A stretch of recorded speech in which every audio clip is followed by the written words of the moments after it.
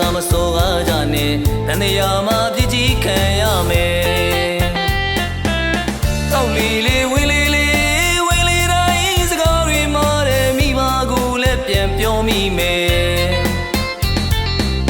မိသားစုပြိုကွဲကြတာဒီရက်ကျွေးကြောင့်မပါဘူးလို့မထင်နဲ့အရက်ကူလေးမတောင်းနဲ့မပြောပါစင်ရင်တော့ဘူးသတိပေးအောင်လေးပါဒီရက်ဟာလူအများကိုဘာကြိုးပြုလဲပေါ်တာတို့ရဲ့ဗျာ